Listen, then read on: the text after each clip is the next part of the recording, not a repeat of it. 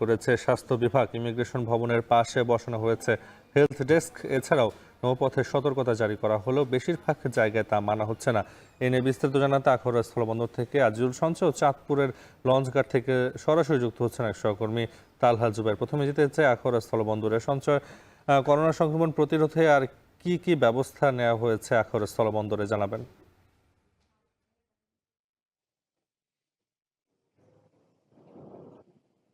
নাফি, স্থলপথে উত্তর পূর্ব ভারতের সঙ্গে যোগাযোগের অন্যতম মাধ্যম এই আখাউড়া স্থলবন্দরটি। ফলে এখানে এই বন্দরটি কিন্তু এখন যেহেতু একটু করোনার সংক্রমণ দেখা দিচ্ছে, সেটি কিন্তু ঝুঁকিপূর্ণ অবস্থায় আছে এবং এই ঝুঁকি ইস্যুকে সামনে রেখেই স্বাস্থ্য বিভাগের তরফ থেকে একটি সতর্কতামূলক ব্যবস্থা নেওয়া হয়েছে। বিশেষ করে এখানকার যেই ইমিগ্রেশন ভবনটি আছে সেখানে একটি হেলথ ডেস্ক বসানো হয়েছে, যেখানে নিয়োজিত যে মেডিকেল যে কর্মীরা আছে তারা কিন্তু ভারত ফেরত প্রত্যেক যে যাত্রী আছে তাদের যে শরীরের তাপমাত্রা পরিমাপ সহ যে প্রাথমিক যেসব স্বাস্থ্য পরীক্ষা আছে সেগুলো কিন্তু তারা করার পরে তাদেরকে ইমিগ্রেশন করতে দিচ্ছেন।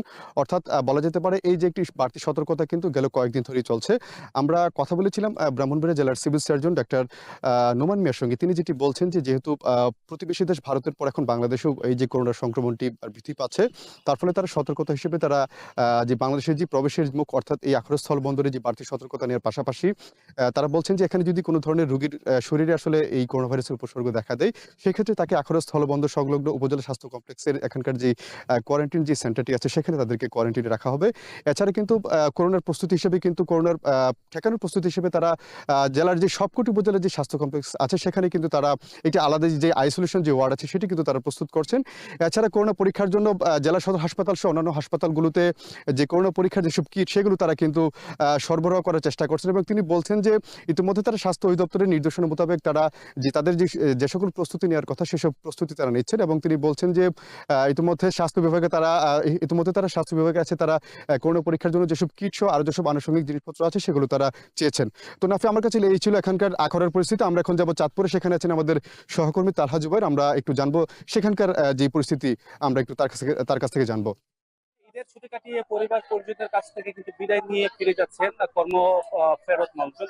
সকাল থেকে কিন্তু দেখতে পেয়েছি যে যারা রয়েছেন ঈদের ছুটি কাটানোর জন্য বা বাড়িতে এসেছেন, গ্রামে এসেছেন, তারা কিন্তু আবার ফেরত যাচ্ছেন। বিশেষ করে যেহেতু ঢাকা থেকে চাঁদপুরের এই অঞ্চলে যোগাযোগের অন্যতম মাধ্যম নৌপথ, তো সেই ক্ষেত্রে কিন্তু শুধু চাঁদপুরে নয়, চাঁদপুরের আশপাশের বিভিন্ন জেলা থেকে বিশেষ করে লক্ষ্মীপুর, ফেনী, শরীয়তপুর সহ নানান জায়গা থেকে কিন্তু মানুষজন যাচ্ছেন নৌপথে। তবে সকাল থেকে কিন্তু দেখতে পেয়েছি যে যারা বিআইডব্লিউটিএ রয়েছে তাদের পক্ষ থেকে কিন্তু যাত্রীদেরকে সচেতন করার জন্য অডিও বার্তা কিন্তু তারা প্রচার করছেন। তবে যাত্রী যারা সাধারণ রয়েছেন তাদের মধ্যে কিন্তু যে করোনা সংক্রমণের যে ঝুঁকি রয়েছে সেই দিক থেকে কিন্তু যাত্রীদের মাঝে খুব একটা বা সচেতনতা কিন্তু খুব একটা লক্ষ্য করা যায়নি।